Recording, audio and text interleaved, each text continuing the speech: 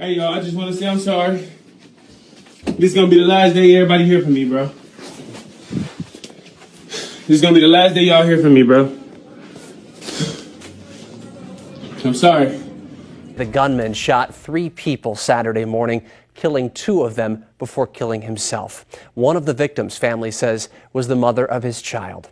12 News' Courtney Sisk sat down with her parents today, who say they're heartbroken.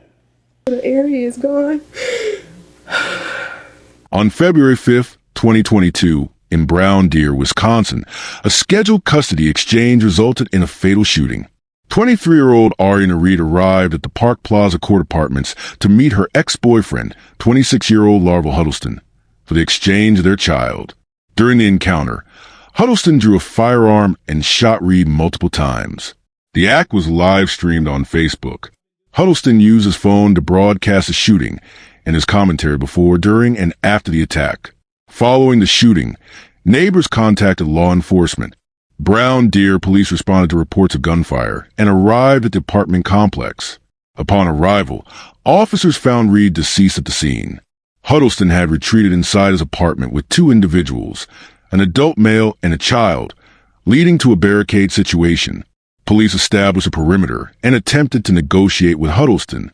Tactical units and negotiators remained on site for several hours. Just come get my son first. No, have somebody come get my son. He in the house with me. No.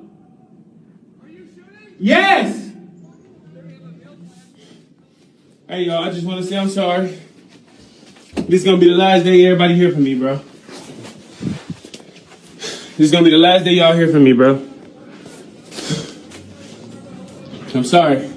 During the standoff, Huddleston refused to cooperate and ultimately died from a self-inflicted gunshot wound inside the apartment. The 2 hostages were released unharmed. Subsequent investigations reveal Huddleston had a prior criminal history, including known incidents of domestic violence. Despite this, he was able to obtain and possess a firearm. Court records indicated previous disputes with Reed, but showed no active restraining order at the time of the incident. The live stream remained available on Facebook for a period before being removed. The footage became part of the investigative evidence collected by law enforcement. The case brought attention to issues involving domestic violence, custody disputes, access to firearms by prohibited individuals, and the use of social media to broadcast violent crimes. If you're captivated by real crime stories that peel back the layers of truth, make sure to hit that subscribe button. Your support means the world to us as we uncover real cases, raise awareness, and give a voice to the voiceless. Before we dive into today's story, we want to hear from you. Where are you tuning in from? And how do you feel as the story unfolds? Welcome to Deadly Crime Unmasked, the show where we expose the shocking crimes that rip through communities and the chilling secrets lurking behind closed doors. These are real people, real events, real consequences. Don't forget to subscribe and activate notifications. You won't want to miss the gripping story that's coming up. Now let's dive in. I'll attend one of these again. But I want to say thank you guys for coming out and supporting my family through this difficult time. Keep us in your prayers. Thank you for coming out. It was a darling, and we're going to miss her greatly. Father God, we ask that you bring peace. We ask that you bring strength, God. My heart is so broken. I'm so lost. I always call her Light Bright. Arieuna Reed was a 23-year-old woman residing in the Milwaukee area of Wisconsin at the time of her death. She was known to those around her as a mother dedicated to the well-being of her young child. Reed's personal life, however, was marked by ongoing issues with her child's father, Larval Huddleston. Reed shared a child with Huddleston, a fact that bound them through a contentious relationship even after the apparent end. Despite known issues between them, Reed reportedly attempted to maintain a peaceful relationship with Huddleston for the sake of their child. This included attending scheduled custody exchanges and communicating with him as needed concerning parenting matters. Family members and friends expressed ongoing concern for Reed's safety in this relationship. They reportedly witnessed patterns of behavior from Huddleston that caused them to worry about potential violence. These concerns stem not only from Huddleston's temperament, but also from past incidents that suggested Reed might be at risk during her interactions with him. Larval J. Huddleston was 26 years old at the time of the incident. He resided in Brown Deer, Wisconsin, a suburban area near Milwaukee. His social media presence and known activities painted a picture of a man with a history of aggressive behavior and concerning tendencies. Huddleston had a documented history that raised multiple red flags prior to the fatal incident. Court records and police reports indicated prior arrests or charges linked to domestic violence, although detailed case outcomes remain unclear from public sources. Additionally, Huddleston was known to have illegal access to firearms. His possession and open display of weapons on social media platforms were in violation of firearm laws. Considering his criminal background, these posts often depicted him brandishing weapons and making threatening statements.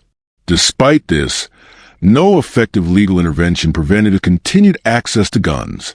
His social media activity consistently hinted at violent tendencies. Huddleston's posts sometimes included disturbing content, veiled threats, or language suggesting a willingness to use violence against others. These public displays contributed to perception of him as a danger to those around him, particularly Reed. The relationship between Huddleston and Reed was defined by disputes over custody and ongoing personal conflict.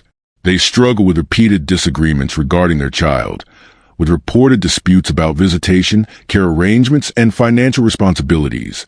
Public records suggest that Huddleston had a documented history of threatening behavior toward Reed. This included verbal threats, implied violence, and possible physical altercations. Despite these documented issues, any protective action taken by Reed or her family did not result in enforced legal measures strong enough to prevent further contact. Though there are no official records confirming mental health evaluations, Huddleston's behavior patterns raise concerns about his mental state. His erratic conduct, social media activity, and eventual violent actions suggest that his mental health may have been a contributing factor in the events leading up to crime. Police records and witness accounts confirm that there were prior incidents involving domestic disturbances between Reed and Huddleston. These reports include documented calls to law enforcement concerning domestic disputes. The frequency and nature of these calls remain largely undisclosed, but the repeated interactions with police suggest a pattern of conflict that escalated over time. Despite the seriousness of some of these disputes, no long-term restraining orders or comprehensive legal protection seems to have been put in place. Whether this was due to legal system delays, lack of evidence, or unwillingness to pursue charges remains uncertain. The absence of such protective measures left Reed vulnerable to continued threats from Huddleston. On the morning of February 5th, 2022, a scheduled custody exchange between 23-year-old Arieuna Reed and 26-year-old Larval Huddleston took a deadly turn at the Park Plaza Court Apartments in Brown Deer, Wisconsin. The complex, located in a quiet suburban area, became the epicenter of a violent confrontation that would soon be broadcast live to the public. The custody exchange between Reed and Huddleston was reportedly scheduled for the early hours of Saturday morning. While exact scheduling details were not publicly disclosed, evidence suggests that both parties arrived at the apartment complex sometime before 10 a.m. Reed arrived at the location with the intention of conducting a routine exchange of her child with Huddleston. The handoff was supposed to be uneventful. Instead, a heated argument escalated shortly after her arrival. The nature of their dispute was not fully captured on official reports, but witnesses confirmed hearing shouting shortly before gunshots were fired. Confrontation between Reed and Huddleston. As the argument intensified, Huddleston produced a firearm. Without warning, he shot Reed multiple times at close range. The confrontation resulted in Reed being fatally wounded on the scene. Evidence confirmed that Huddleston fired the shots at point-blank range. The entire sequence of the argument escalating into a shooting happened within a brief window of minutes. After shooting Reed, Huddleston did not flee the scene. In a disturbing escalation, Huddleston activated a Facebook Live session during or immediately after the shooting. Content of the live stream. In the video, Huddleston appeared visibly agitated, holding a firearm. He spoke directly to the camera, referencing personal grievances and conflicts related to the custody of his child. The live stream did not show the actual moment of the shooting, but included his commentary afterward. Huddleston expressed a series of fragmented thoughts, made erratic statements about his situation, and warned viewers about law enforcement's response. He continued recording as the standoff with police began. The video showed portions of the apartment surroundings, with Huddleston remaining inside the residence. At one point, he mentioned police's arrival, showing no intention of surrendering peacefully. Public reaction to the live stream violence. The Facebook Live broadcast quickly gained attention. Viewers who recognized Huddleston or the location began contacting authorities. Social media platforms circulated clips from the video, raising alarm. Facebook eventually removed the live video, but by then it had been widely shared. The use of a live stream to capture events following a violent crime sparked public outrage and called for stricter controls over social media broadcasts involving criminal activity. Multiple residents of the Park Plaza Court Apartments reported hearing a loud argument, followed by a series of gunshots. Some witnesses described the shots as rapid and close together. Several neighbors stated they saw Huddleston holding a gun while standing outside or near the apartment entrance. Others recounted hearing Huddleston yelling before retreating into the apartment. Witnesses provided immediate statements to law enforcement, confirming the timeline of the initial shooting and Huddleston's movements afterward. Initial reactions of people present at the scene. Residents were advised by responding officers to shelter in place. Some individuals captured video footage from their apartment windows, showing police arriving on the scene and taking defensive positions. Witnesses expressed shock at the public nature of the violence and the presence of a known individual broadcasting on social media. 911 dispatch received multiple calls reporting shots fired at the apartment complex. The first reports came in shortly after 10 a.m. Callers included neighbors who heard gunfire and individuals who viewed Huddleston's live stream. Some reports indicated that a woman had been shot outside the building and that the shooter was armed and possibly barricaded inside with a child. Brown Deer police arrived on the scene within minutes of the initial 911 calls. Upon arrival, officers secured the perimeter of the apartment complex. They located the body of Arieuna outside the building. Police quickly established a standoff position, treating Huddleston as an armed suspect who posed a direct threat to officers and civilians in the vicinity. The complex was locked down and law enforcement began attempts to contact Huddleston inside his apartment. The standoff lasted for several hours. Law enforcement used loudspeakers and attempted direct communication with Huddleston through negotiators. Reports indicated that Huddleston may have been inside the apartment with his child and possibly other individuals, although no hostages were confirmed. During the standoff, police made repeated calls for Huddleston to surrender. SWAT units were deployed and nearby streets were blocked off.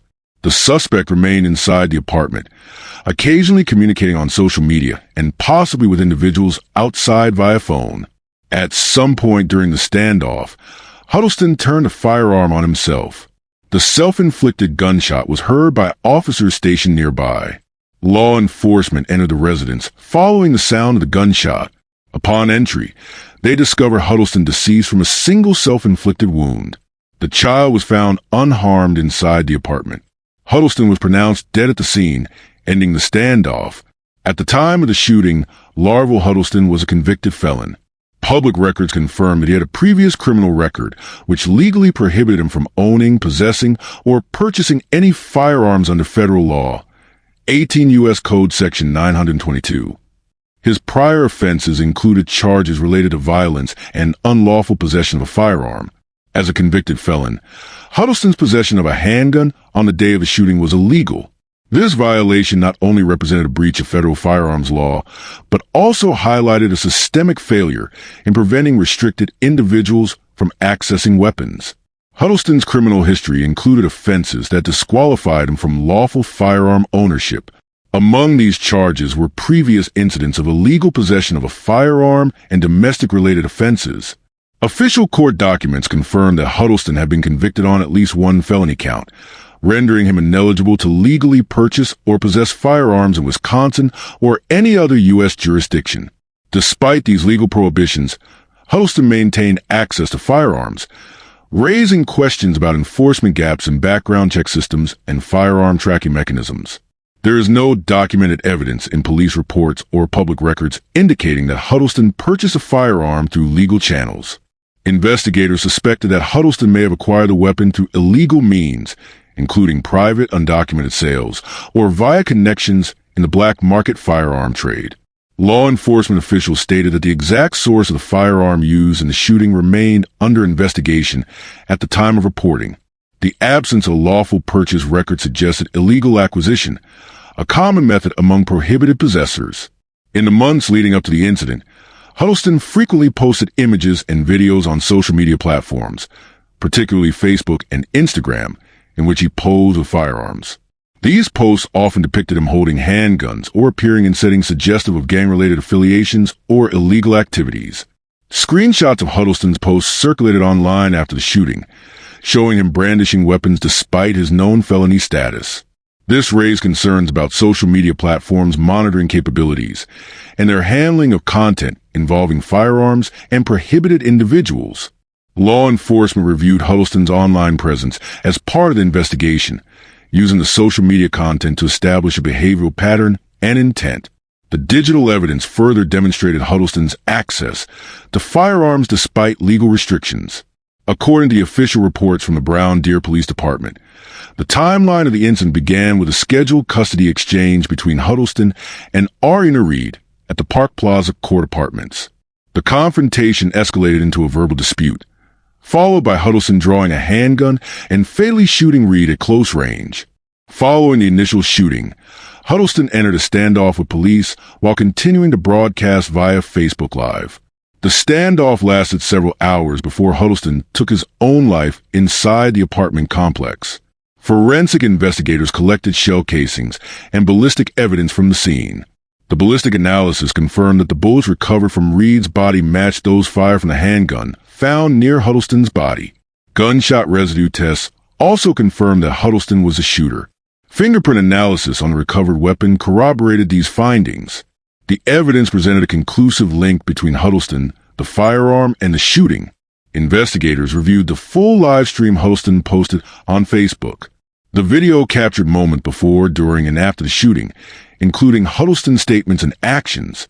The footage served as direct evidence of Huddleston's involvement and state of mind. It depicted the confrontation, the moment he retrieved the handgun, and the fatal shots fired at Reed.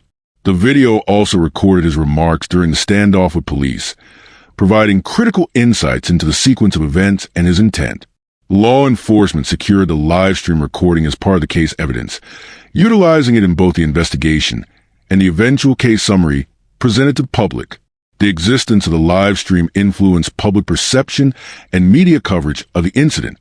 Major news outlets reported on the shocking nature of the event, emphasizing that the crime had been broadcast in real time. The footage was also used in law enforcement briefings and internal reviews to analyze the response procedures and tactical decisions made during the standoff. The Brown Deer Police Department issued several official statements following the incident. The initial press release confirmed the fatal shooting of Arieuna Reed, the death of Larval Huddleston by suicide, and the recovery of the firearm used in the crime. Subsequent statements addressed public concerns about domestic violence, firearm access by prohibited individuals, and the misuse of social media platforms for violent acts. In the aftermath of the Brown Deer custody exchange shooting, the family of Arieuna Reed openly expressed their pain and dissatisfaction with how the legal system handled her situation. Public statements from Reed's relatives, particularly her brother and mother, reflected a growing frustration toward the courts and law enforcement agencies. The family believed that the system had repeatedly failed Arieuna by not providing the necessary protection against her former partner, Larval Huddleston. They cited previous incidents of threats and domestic conflict that they felt were either dismissed or inadequately addressed by the authorities. Their reaction was a direct reflection of systemic gaps that allowed an abusive relationship to escalate unchecked. Beyond mourning their personal loss, the family also voiced anger at the procedural delays and the perceived reluctance of the courts to issue stronger protective measures.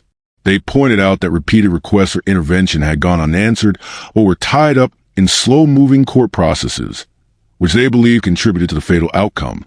Community response to the death of Arieuna Reed was immediate and visible. Multiple vigils and memorials were organized to honor her memory and raise awareness of domestic violence issues in the community. One significant vigil took place within days of the incident at a local community center near Brown Deer. The event drew a large crowd, including family members, friends, neighbors, and advocacy groups. Participants gathered to release balloons and light candles in Reed's memory. Attendance at the vigil was estimated at over 200 people. The event featured statements from family members, domestic violence advocates, and local faith leaders. Key speakers emphasized the dangers of ignoring domestic abuse warning signs and called for better support systems for victims. The vigil served both as a moment of remembrance and a platform for community members to voice concerns over systemic failures in handling domestic violence cases. Other small memorials were held throughout the following weeks, particularly in Milwaukee, where Reed resided. These gatherings continued to attract attention and reinforce calls for justice reform and increased protection for at-risk individuals. The fact that the shooting was live-streamed on Facebook added a disturbing layer to the crime and sparked significant public outrage. The live stream captured not only the aftermath of the murder, but also Huddleston's chilling demeanor during the standoff with police. Social media platforms quickly became filled with reactions of shock, anger, and condemnation. Users criticized both Huddleston's actions and the circumstances that allowed the situation to escalate. Many demanded answers about how such a violent act could unfold in real time on a major social media network without immediate intervention. Facebook faced particular scrutiny over its handling of the live stream content. Critics pointed out that violent videos remained accessible for an extended period before being removed. Questions were raised about Facebook's content moderation systems and their inability to prevent the spread of real-time violence. The incident fueled ongoing debates about the responsibilities of social media platforms in monitoring and responding to live content that involves criminal acts. The case highlighted glaring issues within the family court system, particularly concerning custody disputes and protection orders. Court records and family testimonies suggested that previous attempts to seek legal protection for Reed had been delayed or dismissed due to bureaucratic hurdles. An examination of the court proceedings revealed a pattern of slow responses to domestic violence claims. Protection order requests were often met with lengthy processing times, forcing victims like Reed to remain unprotected during critical periods. The backlog of cases within the Wisconsin family court system contributed to this problem, leaving many similar cases pending without timely resolution. Legal analysts later pointed out that such delays are not uncommon in family courts, especially in cases involving custody disputes intertwined with allegations of abuse. This systemic issue allowed high-risk situations to escalate unchecked, as seen in Reed's case. Law enforcement agencies also came under scrutiny for their handling of prior incidents involving Huddleston. Records indicated that police had been called on previous occasions for domestic disturbances related to Reed and Huddleston. However, despite repeated interventions, there appeared to be no sustained action taken to prevent future incidents. These missed opportunities to enforce protective measures or pursue charges reflected a broader issue of inconsistent responses to domestic violence complaints. The lack of follow-through on reported threats allowed Huddleston to remain a persistent danger to Reed without facing significant legal consequences. Community members and advocacy groups criticized local law enforcement for failing to recognize the warning signs and for not acting decisively when initial complaints were filed. The oversight contributed to a climate where victims felt their concerns were not taken seriously by the authorities. The murder also brought attention to the issue of firearm access in Wisconsin. Despite having a known history of violent behavior, Huddleston was still able to obtain a firearm, raising concerns about gaps in state and federal gun laws. Wisconsin's existing laws regarding firearm possession by individuals with domestic violence records were examined. Critics pointed out that enforcement of background checks and firearm restrictions was inconsistent. This case became a reference point in discussions about tightening regulations to prevent known abusers from accessing weapons. The scrutiny extended to how loopholes in private sales and lack of enforcement allowed individuals like Huddleston to acquire guns without triggering legal intervention. Advocates called for stricter measures and comprehensive reviews of firearm access laws following the incident. Autopsy reports confirmed that Arieuna Reed died from gunshot wounds inflicted by Larval Huddleston.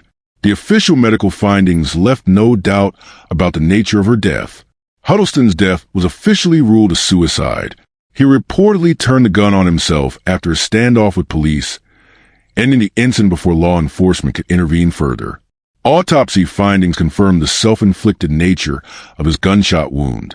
Following the deaths of both individuals involved, the Brown Deer Police Department officially closed the case as a murder-suicide.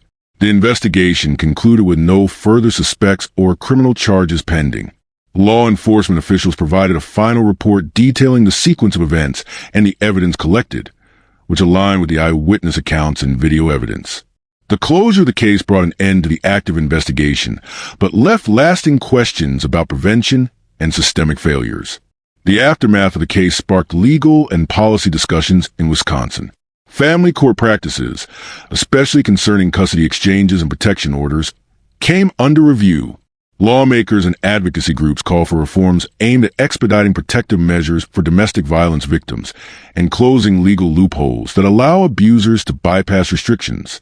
If this story gripped your heart and left you questioning the truth, don't forget to hit that like button and share with others who need to hear it. For more chilling true crime stories that dive deep into the mysteries behind these tragedies, make sure to subscribe to our channel and turn on the notification bell. You won't want to miss our latest updates, investigations, and thought-provoking discussions. Thank you for being part of this journey with us as we uncover the truth and seek justice. Together, we can make a difference.